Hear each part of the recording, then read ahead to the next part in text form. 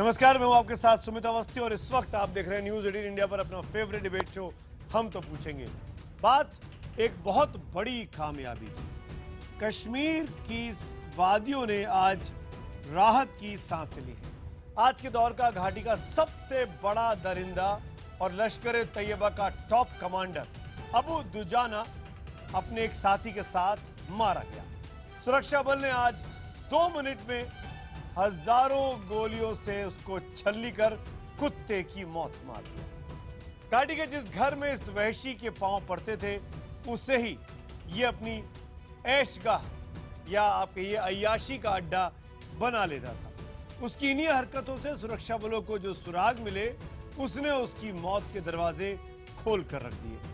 Operation all out पर तुले सुरक्षा बल के जवानों ने 258 में से 115 खूंखार आतंकियों को मारकर लश्कर तैयबा, हिजबुल मुजाहिदीन और तमाम आतंकी तंजीमों को बिल में दुबकने को मजबूर कर दिया है। बुरहान वानी, बशीर, लश्कर, मट्टू और सब्जार भट्ट के बाद अब दुजाना के एनकाउंटर से घाटी में सक्रिय बचे खुचे आतंकियों के खेमे में खलबली मच गई है। हम आज कुछ बड़े सवाल पूछेंगे। हम तो ये जानना चाहेंगे, हम ये पूछेंगे कि क्या स्थानीय नागरिकों का सुरक्षा बल में बढ़ता भरोसा आतंकियों का काल साबित हो रहा है। हम ये पूछेंगे कि क्या सरकार की तरफ से सुरक्षा बल को मिली खुली छूट कश्मीर से आतंक का खात्मा कर देगी। और हम ये पूछेंगे कि क्या आतंक पर मोदी सरकार की नीति सबसे कारगर साबित हो रही है। इन सवालों पर बड़े पैनल के साथ बड़ी चर्चा, लेकिन पहले वो तस्वीरें जो सुबह होते ही देश ने देखी, दुनिया ने देखी और कश्मीरियों ने खुशियां मनाई।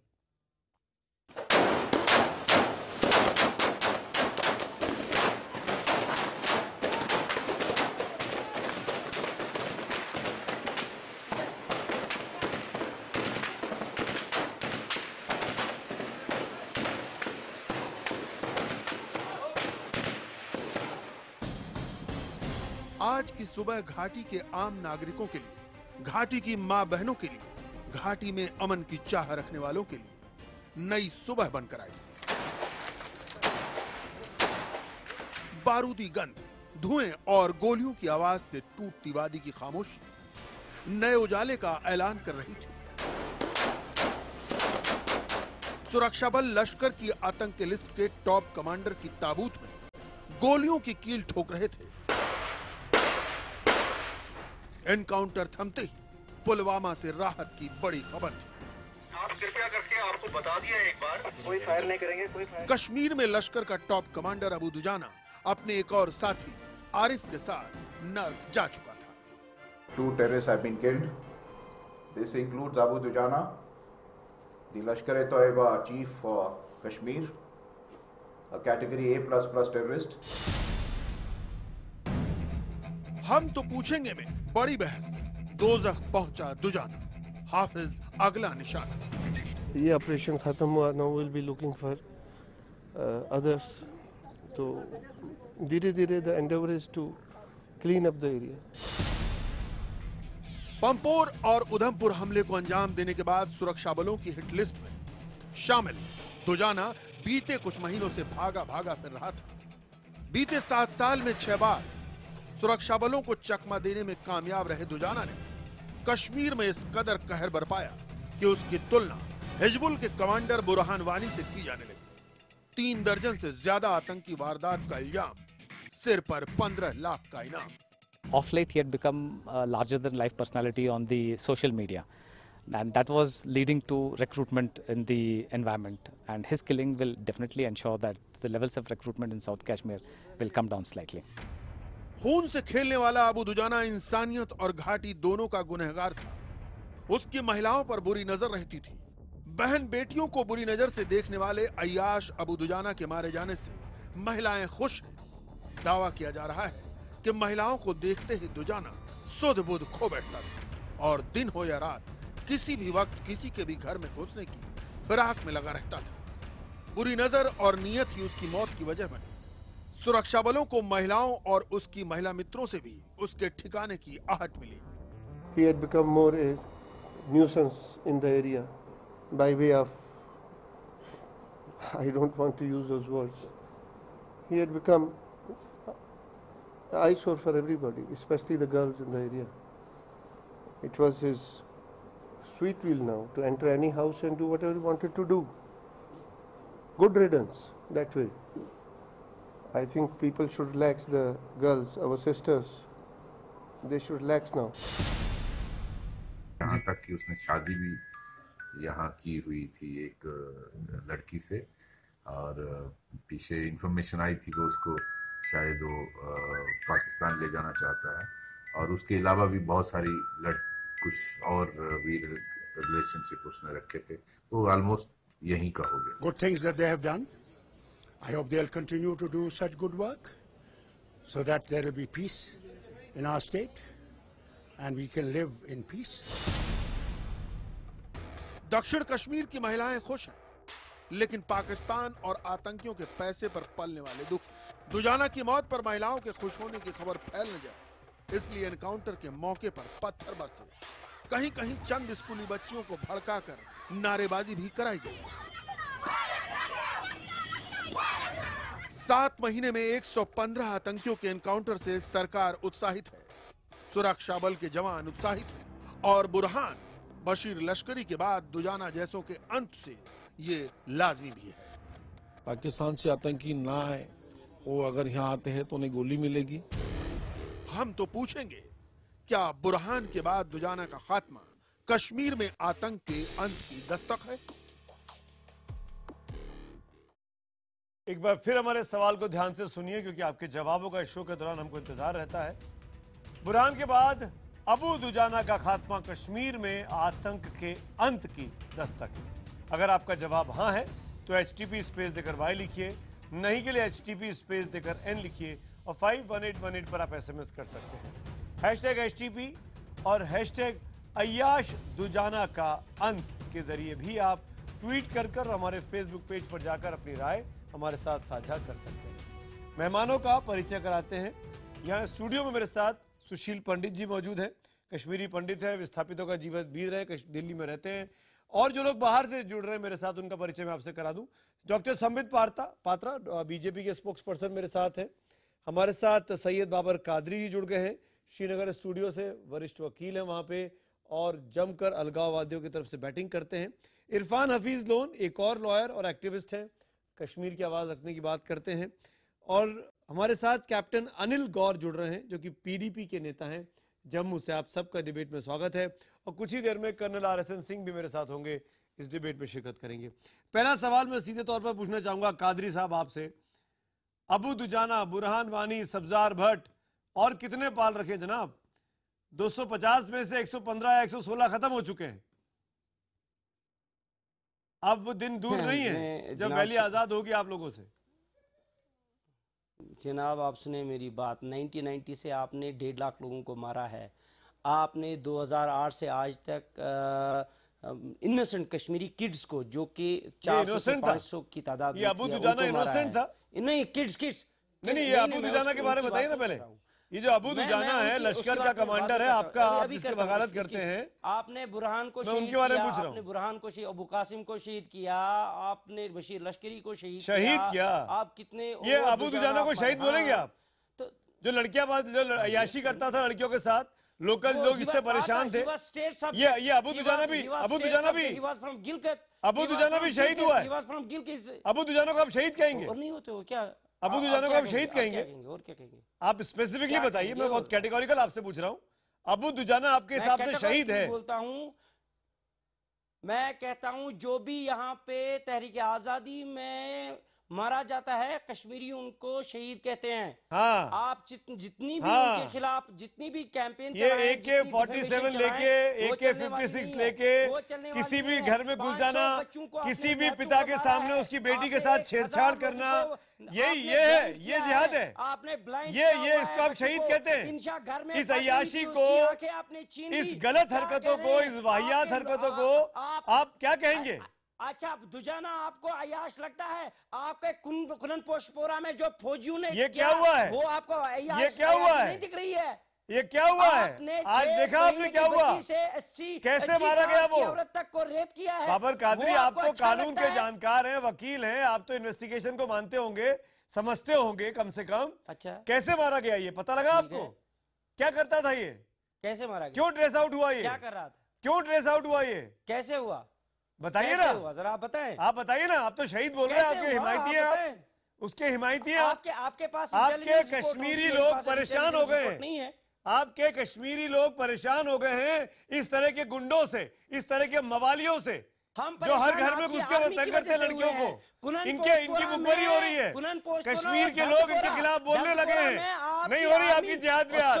कवर्ड आर्मी ने 2 माँ बेटियों को एक साथ जिना किया, वहां पर रेप किया। क्या बात कर रहे हैं आप? शर्म नहीं आती? क्या बात कर रहे हैं? शर्म आपको आनी चाहिए, शर्म आपको आनी चाहिए। सुशील पंडित बोलना चाह रहे हैं काफी देर से। सुशील पंडित, आप जिसकी संबित में आ रहा हूं, सॉरी। आपको जिस अबू दुजाना के साथ इतनी हमदर्दी है, अपनी उन बहनों के साथ कुछ हमदर्दी रखिए जिसकी उसने बेहुरमती की है। उन परिवारों के साथ, उन कुनबों के साथ थोड़ी हमदर्दी रखिए जिन्होंने उनकी मुखबरी की है। वो किस हालत तक पहुंचे हैं। जी, आप कुनन पोस्टपोरा के बारे में क्या कुनन पोस्टपोरा के बारे में बीजी वर्गीस की रिपोर्ट पढ़ लीजिए, आपको पता चलेगा आपकी बहनें कि 2 लोगों से 100 लोगों तक कहां पहुंच गई थी।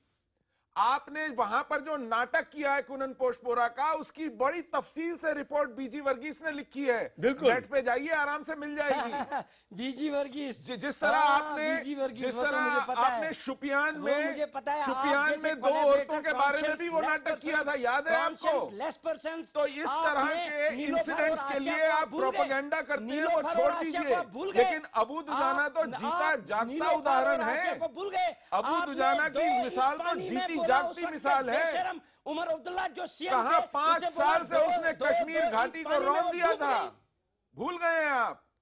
आपकी अपनी कश्मीरी बहनों की बेहुरमती की है उसने, और किसी की नहीं। यहाँ आकर घाटी में आकर आपकी अपनी बहनों की बेहुरमती की है। कादरी साहब, कुछ तो शर्म और लिहाज कीजिए। कादरी साहब, आप तो कश्मीर की पैदाइश हैं, तो मैं आपसे बात भी कर रहा हूँ। वो जो अबू दुजाना था ना, वो पाकिस्तान की पैदाइश था। वो बीते 5-7 सालों से बवाल मचाया हुआ था। वो पाकिस्तानी था, वो पाकिस्तानी था, वो हमारे हिंदुस्तान का नहीं था। और उसका यही हश्र होना था। हमारी माँ बेटियों के साथ ऐसी हरकतें करेगा तो यही हश्र होगा जो आपके सामने तस्वीर चल रही है। देखा आपने? वो सुशील पंडित जैसे भगोड़े लश्कर का हाफिज सईद भी आप गिलगिट का बताओगे क्या? लश्कर के हाफिज सईद ने भेजा था उसको। अगर सपूत था जो यहाँ लश्कर के हाफिज सईद ने भेजा था, यूनाइटेड जिहाद काउंसिल ने भेजा था, बंदूक लेके भेजा था। कोई आप लोगों के लिए बहुत कुछ सामान लेकर नहीं आया था। अय्याशी कर रहा था आके, यहाँ जबरदस्ती करता था। मैं आगे बढ़ता हूँ, मेरे साथ आरएसएन सिंह साहब भी है, संबित पात्रा भी है। संबित पात्रा हाथ उठा रहे हैं, संबित पात्रा। कादरी साहब शांत, आपने बहुत देर बोल लिया। संबित पात्रा तो मैं बोलूंगा। जी बोलिए। देखिए मैं आज एक बहुत महत्वपूर्ण संदेश देता हूँ।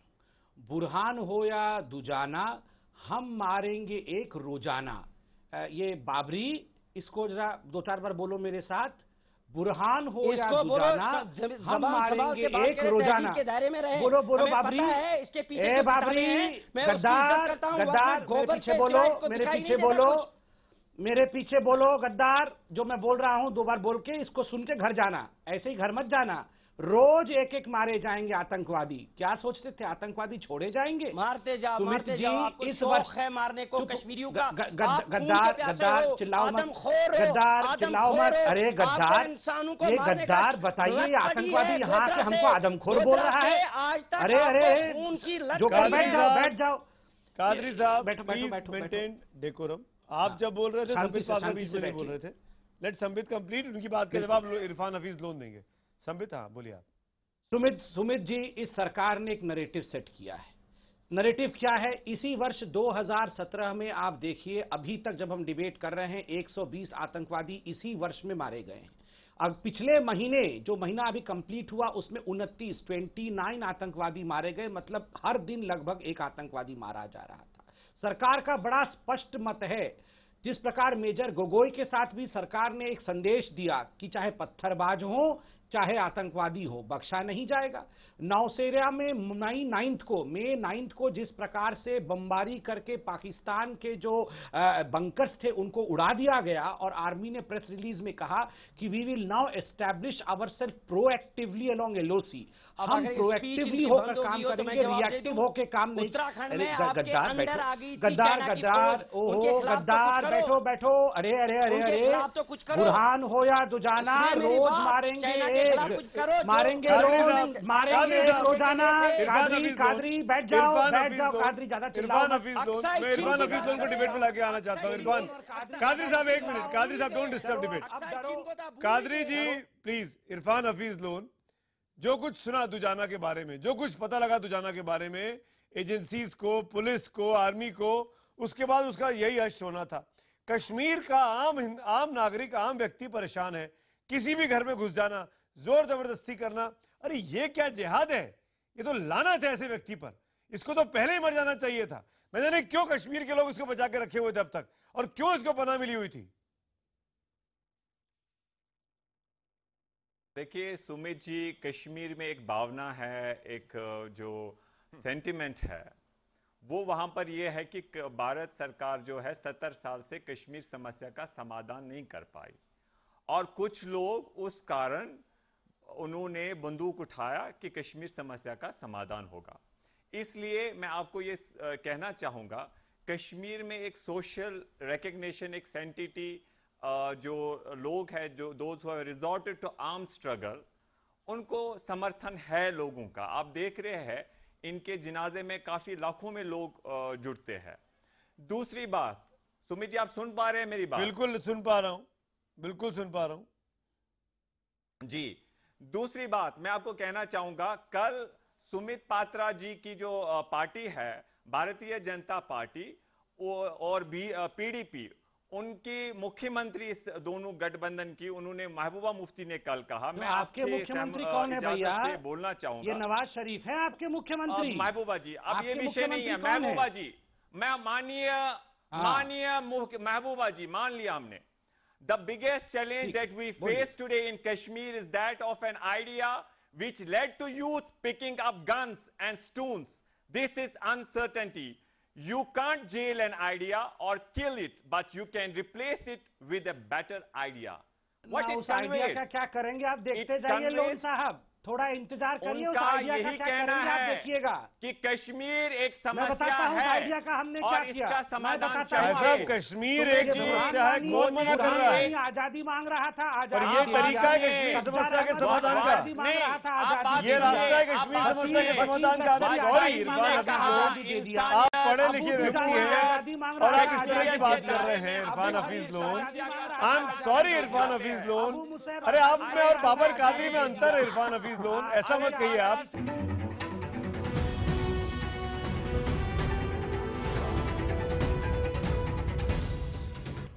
एक बार फिर आपका स्वागत है। मैं आगे बढ़ूं डिबेट में। खतरनाक खूंखार अय्याश आतंकी दुजाना मारा गया है। बुरहान के बाद दुजाना का खात्मा, कश्मीर में आतंक के अंत की दस्तक है क्या, ये मेरा सवाल है। हाँ कहने वाले 89% एसएमएस पोल पर, और ट्विटर पोल के नतीजे भी आपके सामने। यहाँ भी हाँ कहने वालों की संख्या ज्यादा है, यहाँ पर भी 89% लोग हाँ में जवाब देते हैं। ज्यादातर लोग कह रहे हैं कि ये अंत की शुरुआत हो चुकी है। आरएसएन सिंह साहब, मैं आपको डिबेट में लेकर आना चाहता हूं। कर्नल गौड़, मैं आपके पास भी आता हूं। आरएसएन सिंह साहब, मैं सबसे पहले आपसे पूछना चाहता हूं, क्या ये एक बहुत बड़ी सोची समझी रणनीति है सरकार की, इस बार खुला हाथ दे दो सिक्योरिटी फोर्सेस को? क्योंकि एक के बाद एक, जैसे संबित ने कहा, पिछले महीने में 29 आतंकवादी मार गिराए, हर रोज एक बड़ा आतंकी मारा जा रहा है।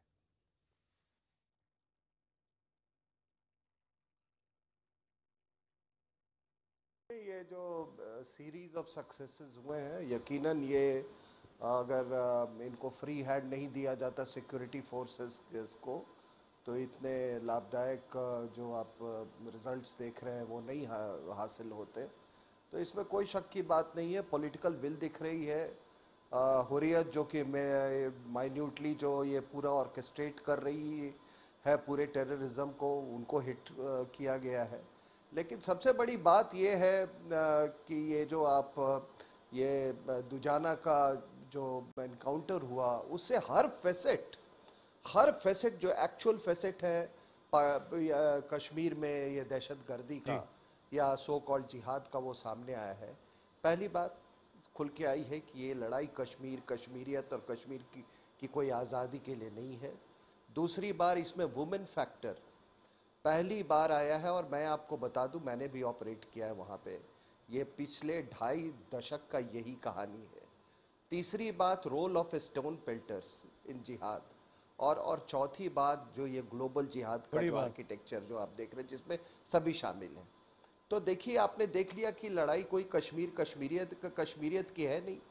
कोई कश्मीरी ये कहाँ गिलगिट बाल्टिस्तान का रहने वाला आदमी ये पिछले 6 साल से यहाँ पे पहले नॉर्थ कश्मीर में ऑपरेट करता था फिर साउथ कश्मीर में। तो अब ये शाजिया के पास गया तो वो जो इसकी बीबी जो थी वो रुबैया जो शाजिया के पास गया अपनी गर्लफ्रेंड के पास तो रुबैया को तकलीफ हुई तक रुबैया से इंटेलिजेंस हासिल हुई। तो ये कहानी जो ये शाजिया और रुबैया की कहानी मैं बता रहा हूँ अवस्थी साहब ये पिछले 2.5 डिकेड से ये कहानी है। आपको मैं बता दूं कई मिलिटेंट्स यही शाजिया रुबैया के चक्कर में ये मारे गए हैं। तो ये जिहाद जो है पाकिस्तानी से जो लोग आते हैं जिहाद या इसके पहले चेचनिया से भी आए थे, चेचन्स भी आए थे, पश्तून भी आए थे। ये कश्मीर में एक ऐश का जरिया है।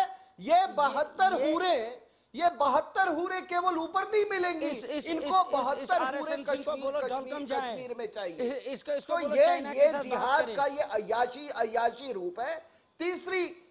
तीसरी बात मैं बता रहा हूं कि जो स्टोन पेल्टर्स जो है ये देखिए ये आपने देखा इस अटैक में भी उन्होंने ये पूरी कोशिश की कि किसी तरीके से उसको बाहर निकाला जा सके दुजाना को। मई में वो लोग सक्सेसफुल हो गए थे लेकिन इस बार सक्सेसफुल नहीं। ठीक है बोलिए कादरी साहब बोलिए। इस बार सिक्योरिटी फोर्सेस ने क्या किया कि वो बिल्डिंग ही उड़ा दी। बिल्कुल बिल्डिंग ही उड़ा दी उन्होंने। तो इसमें ये देखिए ये गुस्सा या स्पॉन्टेनिटी का ये स्पॉन्टेनिटी एक्टिविटी नहीं है। It is a proper calibrated जिहाद। It is a proper calibrated jihad।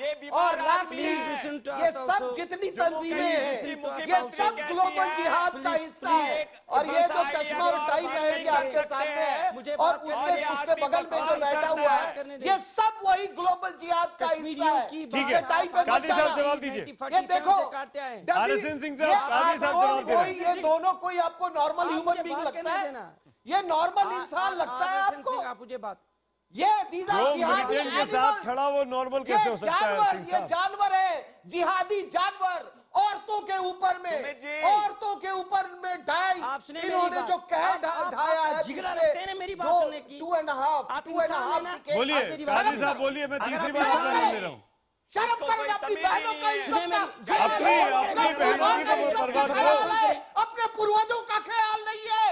अरे तुम तो अपने पूर्वजों का नाम नहीं लेते हो, तुम मां बहन का क्या तुम इज्जत करोगे?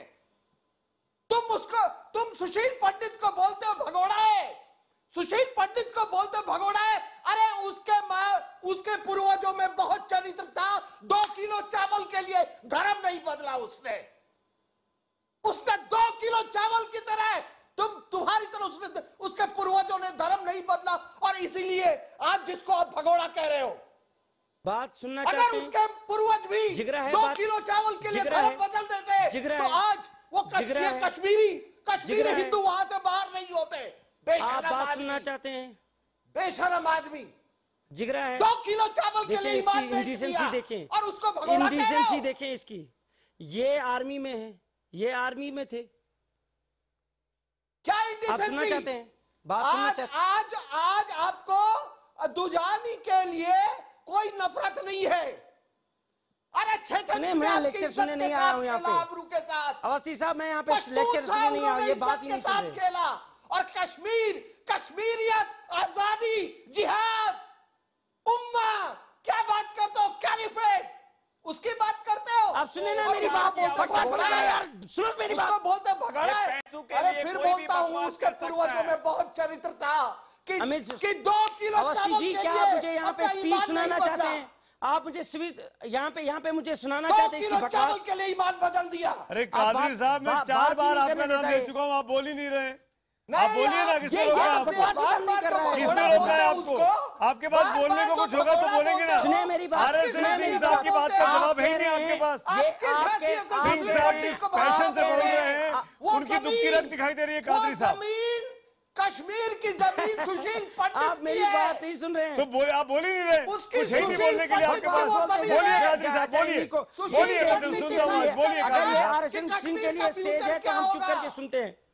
बोलिए कादरी साहब, बोलिए। सुशील पंडित डिसाइड करेंगे कि कश्मीर कहां जाएगा और उसका फ्यूचर क्या होगा।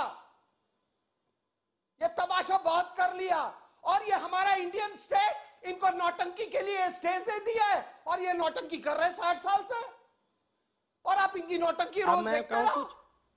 कादरी साहब, अगर आप नहीं बोलेंगे तो इरफान हफीज लोन के पास जा रहा है। इरफान हफीज लोन बोलना चाह रहे हैं। सुने मेरी बात, दाढ़ी बढ़ा के उधर से आ जाता है। बोलिए ना फिर, सुने क्या होता है। जहाँ तक के अयाशी की बात करते हैं, जहाँ तक के अयाशी की बात करते हैं, सुने मेरी बात, ये इसको चुप करवा देना। आज आपको मिला, आज आपको नहले पे दहला मिला, आपकी बोलती बंद हो गई आज, सबको बोलने नहीं देते। मेरी बात सुने, आप मेरी बात सुने, आप मेरी बात सुने। सुभाष चंद्र बोस ने जर्मनी में शादी की, आपकी गांधी जी के साथ। अरे क्या गांधी और सुभाष चंद्र बोस से तुलना कर रहे हो कादरी? अरे कादरी साहब, जबान संभाल के कहते हैं, जबान संभाल के। ये सुभाष चंद्र बोस करेंगे, ये महात्मा गांधी से तुलना करेंगे अपनी। और रुबैया और सुभाष क्या चंद्र बोस शर्म आ रही होगी, कैसे मिक्स कर दिया। शर्म आ रही होगी आज। ये कहानी कैप्टन अनिल गौर किया है वहाँ पे। ये शादी रुबैया की कहानी बहुत साल से चल रही है। आपके पास है ही नहीं कुछ बोलने के लिए कादरी साहब। आज आपकी जुबान बंद कर दी सिंह साहब ने, आपको खिसियाने के अलावा कुछ नहीं आ रहा है। You have not a single word to speak out. फिर सुभाष चंद्र बोस अयाश था, मैं कहता हूँ। अरे भाई साहब, आतंकियों की भाषा बोल रहे हो आप। मैं आपको डिबेट से उठाऊंगा अभी, मैं आपको डिबेट से उठा दूंगा अभी, मैं आपको डिबेट से बाहर निकाल दूंगा कादरी साहब, मैं डिबेट से आपको बाहर निकाल दूंगा। तमीज से बात करिए कादरी साहब, तमीज से बात करिए कादरी, तमीज से बात करिए कादरी साहब, मैं आपको डिबेट से बाहर निकाल दूंगा। आपके पास एक भी लाइन नहीं है आरएसएन सिंह का जवाब देने के लिए, आप बेतुकी बातें कर रहे हैं। कैप्टन अनिल गौर के पास आना चाहूंगा, बहुत वक्त हो चुका। अनिल गौर, पीडीपी सरकार इसको किस तरीके से देखती है? और ये सवाल मैं आपसे इसलिए बोल रहा हूं कि आप लोग एक तरफ सेपरेटिस्ट के साथ बातचीत करने की बात कहते हैं, अपने गवर्नेंस एजेंडा की बात करते हैं, और वहीं इन टेररिस्ट ने क्या आलम कर रखा है। जो दुजाना की चीजें सामने आई एजेंसीज के जरिए, वो बेहद शर्मनाक है। लड़कीबाजी करता था वो।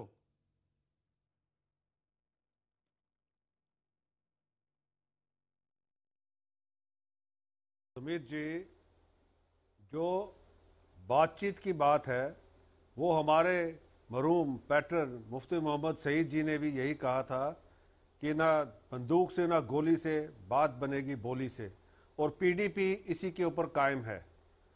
किसी भी हालत में आप देख लीजिए, आज आके बाद में बात यही होता है कि डायलॉग करना पड़ता है आपको। नेल्सन, जो आइडिया है वो आइडिया आपको आइडिया के साथ ही बदलना है। आप उस आइडिया को किसी तरीके से मार नहीं सकते, आप उस आइडिया को किसी तरीके से गोली नहीं मार सकते, उस वक्त कुछ नहीं कर सकते। उस आइडिया को बैठ के अगले को उस आइडिया के साथ, अपने आइडिया के साथ, उसको कितने बच्चे खोने के बाद में उस आइडिया के लिए और कितनी शायद लोगों की शहादत देनी पड़ेगी सुमित जी, और कितने लोगों की शहादत देनी पड़ेगी अनिल गौर साहब। सुमित जी, बात सुनिए। अगर बात ही सुन रहा हूं मैं आपकी। बैठा रहा इतनी देर, अब आप मेरी बात सुन लीजिए ना पूरी। नहीं, आप पूरी बात तो सुन लीजिए ना, पूरी बात तो सुनने नहीं। अब आधे घंटे से मैं बैठा हूं, पूरे घंटे से बैठा हूं चुप। आप पूरी बात सुन लीजिए। नेल्सन मंडेला को भी साउथ अफ्रीकन गवर्नमेंट ने बंद करके रखा था। क्या उनका आइडिया बदल गया? आप भी ये मान रहे हैं गवर्नमेंट? अनिल गौर, क्या आप भी ये मान रहे हैं जो कादरी कह रहा है? जो कादरी कह रहा है वो आप भी मानते हैं? अबू दुजाना की तुलना सुभाष चंद्र बोस से होगी? बिल्कुल नहीं। मैं अबू दुजाना की तुलना सुभाष चंद्र बोस से होगी?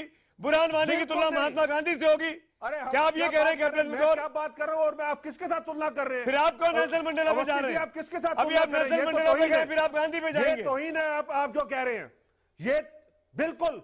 मैं क्या बात कह रहा हूं? मैं कह रहा हूं कि बात जो है डायलॉग की जो बात है वो डायलॉग के ऊपर हम कायम हैं, वो एजेंडा ऑफ अलायंस के अंदर भी है। रहेगी बात दूसरी, जिसने भी बंदूक उठाई है और जिसने भी बंदूक उठाई है उसके खिलाफ कार्रवाई हो रही है और उसके खिलाफ आप देख रहे हैं कार्रवाई हो रही है और उसमें कोई चूक नहीं है। बुरहान वानी को क्यों हीरो बता दिया था आप लोगों ने? कहीं पीडीपी ने बुरहान वानी को क्यों हीरो बता दिया था आप लोगों ने? क्या आपके मुख्यमंत्री ने बुरहान वानी को क्यों हीरो बता दिया था? हमने बिल्कुल नहीं, आपकी गलतफहमी है जी, नहीं आपकी गलतफहमी। आप टेप प्ले कोई भी टेप प्ले कर रही है, आप उसमें आपने कहा था कि आपको मालूम नहीं था कि बुरहान वानी वहां है, वरना आप उसे बचा लेते। आपकी मुख्यमंत्री ने कहा था ये झूठ मत बोलिए। बिल्कुल महबूबा मुफ्ती ने कहा था और 3 हफ्ते बाद मुंह खोला था और कहा था कि बुरहान वानी अगर वहां एनकाउंटर में हमें पता होता तो वो नहीं मारा जाता। संबित सामने बैठे, let Sambit respond to this. Sambit Patra, ये क्लियर करिए, आप दोनों अलायंस पार्टनर यहाँ हैं और ये जमीन आसमान का अंतर आपके व्यू पॉइंट में। Sambit Patra clear this. अनिल गौड़ आप बातचीत की बात कर रहे हैं, संबित पात्रा सुनाएंगे अभी बातचीत होनी चाहिए कि नहीं होनी चाहिए, बीजेपी क्या सोचती है। संबित पात्रा आप जवाब दीजिए। संबित पात्रा अनिल गौड़ की बातों को। बीजेपी क्या सोचती है क्या नहीं सोचती? एजेंडा ऑफ अलायंस जो है हमारा वो कायम है। हमारा हुर्रियत नेताओं की पोल खुलकर रखिए गौड़ साहब। गिलानी के पास, मीरवाइज के पास, शम्बित शाह के पास, यासिर के पास अतः संपत्ति निकल रही है, कहां से आ रही है प्रॉपर्टी? लीडरशिप कहेगी। संबित पात्रा जवाब दीजिए। ये कह रहे हैं एजेंडा ऑफ अलायंस कायम है। संबित पात्रा, संबित पात्रा, संबित पात्रा प्लीज। मैं कैसे बात करूं, सब लोग एक साथ बात करेंगे। देखिए, जहां तक बातचीत का विषय है, मुझे जहां तक याद है पीडीपी के चीफ मुफ्ती मोहम्मद सईद ने और उसके बाद अभी महबूबा जी ने भी बड़े स्पष्ट शब्दों में कहा कि बातचीत केवल उन्हीं के साथ होगी जो भारत के संविधान के दायरे में बातचीत करेंगे। हम भी तो यही कह रहे हैं, बातचीत करिए ना, मना थोड़ी है बातचीत करने। बिल्कुल सही बात, मगर उन्हीं के साथ जो भारत के कॉन्स्टिट्यूशन पे विश्वास रखते हैं, जो भारत मैं मुझे कंप्लीट करने दीजिए, जो भारत के संविधान में विश्वास ही नहीं करते हैं, वैसे आतंकवादी और वैसे अलगाववादियों से कोई बातचीत नहीं। एक सेकंड मांगता हूं मैं आपसे, एक सेकंड मांगता हूं। इसमें पीडीपी का जो स्टैंड है वो यही है कि जो भी इसका सॉल्यूशन होगा will be with in the framework of constitution of India. अब उससे बड़ी बात और मैं क्या कह सकता हूं? कैप्टन गौड़ सुन लीजिए साहब, इसको कंजक्चर करिए। आपकी मुख्यमंत्री साहिबा कहती हैं कि आइडिया को जेल नहीं किया जा सकता। हमारे कानून कहता है कि हवाला जैसा आइडिया जेल में ही जाएगा। आपकी मुख्यमंत्री साहिबा कहती है कि आइडिया को मारा नहीं जा सकता। हमारा कानून कहता है कि जिहाद जैसा आइडिया मारा जाएगा, बेमौत मारा जाएगा, जब बंदूक उठाएगा तब मारा जाएगा। आप जिस आइडिया की वकालत कर रहे हैं वो आइडिया जेल भी जाएगा और मारा भी जाएगा। वकालत कर रहे हैं मुख्यमंत्री साहब को समझा दीजिए। आपको पता है वो गोल आपको पता है किस आइडिया की वकालत कर रहे हैं?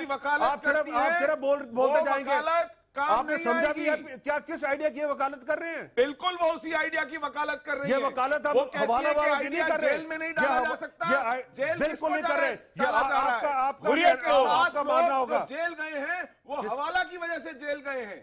बिल्कुल वो कहती है कि आइडिया को मारा नहीं जा सकता। हाँ तो जाएंगे ना। कौन मारा जा रहा है? अबू दुजाना। बिल्कुल आइडिया इवन जैसे आइडिया को मारा जाएगा और हवाला जैसे आइडिया को जेल में डाला जाएगा। पंडित इन आइडियाज को टेबल पर बैठ के बात करने के लिए हवाला वाला आइडिया तो करेगा। बड़ी बात कह रहे हैं आप। मैं आऊंगा आप सबके पास लौट के, ब्रेक का वक्त हो रहा है।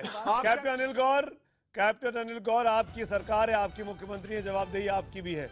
ऐसे काम नहीं चलेगा, दोनों हाथों में लड्डू नहीं चलेंगे। कैप्टन गौर, मैं लौट के आता हूं, फिर इस डिबेट को आगे बढ़ाता हूं।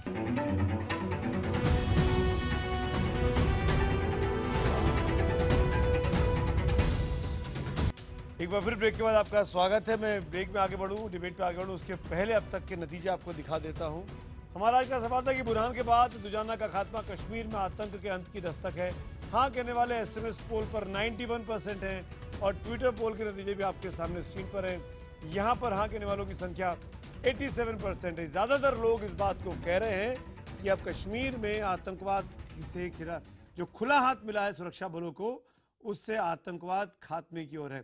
संबित पात्रा, मैं आप ही से शुरुआत करना चाहता हूं और मैं ये जानना चाहता हूं, हम संबित पात्रा, मेरा सवाल सुनिएगा फिर आप जवाब दीजिएगा। ये अलायंस जो अननेचुरल दिखाई देता था, आइडियोलॉजिकली अननेचुरल अलायंस दिखाई देता है, ये कितने दिन और चलेगा और कैसे चल पाएगा? देखिए, पहली बात मैं आपको बात बता दूं कि जहां तक आइडिया के ऊपर डिबेट हो रहा था, there is no idea, there is no place for an idea called independence from India. Bharat से आजाद हो जाऊंगा ऐसे किसी विचार, ऐसे किसी सोच, कौन गद्दार क्यों हंस रहा है?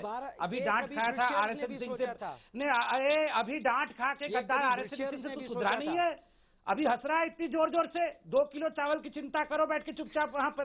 तुम्हारे पूर्वज 2 किलो चावल लेके क्या गद्दारी कर रहे थे? बैठो, इनके पूर्वज 2 किलो चावल पे बिक गए थे और ये 2 रुपए में बिकने वाला आदमी। लेकिन कादरी साहब,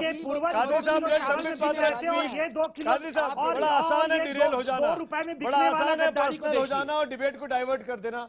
लेट हिम स्पीक। गद्दारी बैठिए चुपचाप सुनने और जवाब दीजिएगा, इसके बाद मैं आऊंगा आपके पास। संबित, देखिए, नंबर 1, यहां कान खोल के जो भी बैठे हैं वो सुन ले। देयर इज नो स्पेस, कोई यहां स्थान नहीं है एक ऐसे आइडिया के लिए जो हिंदुस्तान से आजादी चाहता हो, जो हिंदुस्तान से अलगाववाद चाहता हो। Kashmir is an integral part of India, Bharat का अभिन्न अंग कश्मीर है। जो इस आइडिया से खुश नहीं है वो देश छोड़ के चला जाए, पाकिस्तान में जाके रहे। कादरी, तुम भी चले जाना इस डिबेट के बाद। कादरी, अपना ये नकली, ये भाड़े का कपड़ा उठा के चले जाना पाकिस्तान, चले जाना अपने चच्चा जान के पास। तुम्हारे चच्चा जान को भी निकाल दिया है सुप्रीम कोर्ट ने वहां पे, तुम्हारे चच्चा जान नवाज शरीफ को भी निकाल दिया है। दोनों बैठ के वहां मातम मनाना, कादरी और कादरी के चच्चा जान नवाज शरीफ दोनों बैठ के हाय रे करना, वहां पे चले जाना इस डिबेट के बाद। और देखिए, हमने सबको आजादी दे दी, जिन जिन लोगों ने आजादी मांगी, बुरहान वानी आजादी मांग रहा था, आजादी दे दी। सब्जार भट्ट आजादी मांग रहा था, आजादी दे दी। दुजान को भी आज सुबह आजादी दे दी। आपको चाहिए क्या आजादी? कादरी, तुम्हें आजादी तो नहीं चाहिए ना? अब गलती से आजादी मत करना, चुपचाप बैठो और सुनो जो बताया जा रहा है। माने जाएंगे तारीख में। अरे भाई, आप कादरी साहब, आपके ये सो कॉल्ड मिलिटेंट जो हमारे लिए टेररिस्ट हैं, जो हिंदुस्तानियों का खून बहा रहे हैं, जो जगह जगह पर गोला बारूद बरसाते हैं, जो आम हिंदुस्तानी को मार देते हैं, जो अमरनाथ के यात्रियों को मार देते हैं, ये क्या कोई बहुत बड़ा काम कर रहे हैं? ये कोई बड़ा काम कर रहे हैं? ये कोई बड़ा काम कर रहे हैं? ये बुज़दिल का काम है। ये बुज़दिल लोग हैं जो निहत्थे लोगों पे हथियार चला रहे हैं। शर्म आनी चाहिए आप उनको। आप अगर वैचारिक तौर पर बहस करना चाहते हैं कादरी साहब, तो आप करिए मेरे साथ, हम सबके साथ करिए, कोई दिक्कत नहीं है। पर ये गोला बारूद, बम गोली, हत्या करना, लूट लेना, मार देना, लड़कियों को छेड़ना, माँ बाप के सामने शोषण करना परिवार की बच्चियों का, ये कहां तक जायज है? और कौन सी फैमिली इसको एक्सेप्ट करेगी? कौन सी फैमिली एक्सेप्ट करेगी इस चीज को? कर दी गांधरबल में। अरे जो उन्होंने किया उसको सजा दी गई, और ये होगा दुजाना के साथ भी। क्या सजा दे दी? चिट्टी सिंह, ये बताइए मुझे आप कादरी साहब, चिट्टी सिंह, कादरी साहब, आप मुझे कादरी साहब, एनकाउंटर में जो कन्विक्ट हुए थे, कादरी साहब को छोड़ दिया। कादरी साहब, आप लोगों को। कादरी साहब, आप ये डिबेट जाकर पाकिस्तान में कर सकते हैं क्या? बलूचिस्तान के दोस्तों को, अपने बलूच भाइयों को बोल सकते हैं कि पाकिस्तान के टीवी चैनल में आके इस तरह का मौका कर पाएंगे आप? ये हिंदुस्तान का बड़प्पन है, ये हिंदुस्तान का बड़प्पन है कि मैं आपसे बात कर रहा हूं और आप मेरे फ्रीडम फाइटर्स को विलन के तौर पर पोर्ट्रे करने की कोशिश कर रहे हैं, सुभाष चंद्र बोस और महात्मा गांधी को। शर्म नहीं आ रही आपको कादरी साहब? हमारे विलन है, आपके और क्या? आपके विलन है, वो हमारे नहीं है। तुम्हारा खून पानी, वो हमारे नहीं है, वो पाकिस्तानी था दुजाना, वो दुजाना पाकिस्तानी था, वो है। भगत सिंह और सुभाष चंद्र बोस ने किसी निहत्थे पर कभी गोली नहीं चलाई। भगत सिंह और सुभाष चंद्र बोस, चंद्रशेखर आजाद ने किसी निर्दोष को कभी नहीं मारा। एक आदमी का खून उनके हाथ में नहीं है जो निर्दोष और निहत्था हो। समझे आप? ये औरतों पर बच्चों पर, तीर्थयात्रियों पर, निहत्थे नागरिकों पर गोलियां चलाते हैं। शर्म आनी चाहिए। आपकी बच्चियों को, आपकी बहनों की बेहुरमती करते हैं। शर्म आनी चाहिए, शर्म आनी चाहिए। डूब मरो जिनकी हिमायत में खड़े हुए हो, वो तुम्हारे घरों में आकर तुम्हारी इज्जत का खिलवाड़ करते हैं। शर्म आनी चाहिए। अब तो तमाम वीडियोस आप लोग बना के डाल रहे हो। जाकिर मूसा की भी याद नहीं है? जाकिर मूसा क्या बोलता है अपने आप को? कहां से कहां चला गया 6 महीने के भीतर? कभी हिजबुल, कभी लश्कर, कभी अलकायदा, कभी आईसिस। ये क्या हो रहा है? आरएसएन सिंह, मैं आपकी राय जानना चाहता हूं। 1 मिनट कादरी साहब, ये जो इस तरह की फोर्सेज है, इस तरह की ताकतें हैं, इनका इस्तेमाल क्या ये आईसिस जैसे लोग नहीं कर रहे हैं? जाकिर मूसा जैसे लोग, या अब ये अबू दुजाना जैसे लोग, जो आप ग्लोबल जिहाद की बात कर रहे थे? देखिए साहब, ये पहली बात कि अभी स्क्रीन पे सुशील पंडित थे और दूसरे जनाब थे। अब ये बताइए कि जो आइडिया की बात कर रहे हैं, ये सुशील पंडित की आइडिया क्यों नहीं हावी होनी चाहिए? मुझे एक इसका रीजन बता दे। वो लोग तो डिस्प्लेस्ड लोग हैं वहां से, उनके आइडिया का कोई मतलब नहीं है। आप क्यों बात करेंगे? जम्मू वालों के आइडिया का कोई मतलब नहीं है, लद्दाख वालों का कोई नहीं है, सुशील पंडित के आइडिया का कोई मतलब नहीं है। दूसरी बात ये देखिए, ये पूरी लड़ाई जो पाकिस्तान के द्वारा चल रही है, प्रॉक्सी वॉर, ये किस लिए है? ये टेरिटरी की लड़ाई है, फॉर गॉड से। ये टेरिटरी की लड़ाई है। वो कश्मीरी को एसिमिलेट नहीं करना चाहते, वो कारगिल के शिया को एसिमिलेट नहीं करना चाहते, वो लद्दाखी को थोड़ी ऐसे, उनको आपकी टेरिटरी चाहिए। तो ये टेरिटरी की लड़ाई है।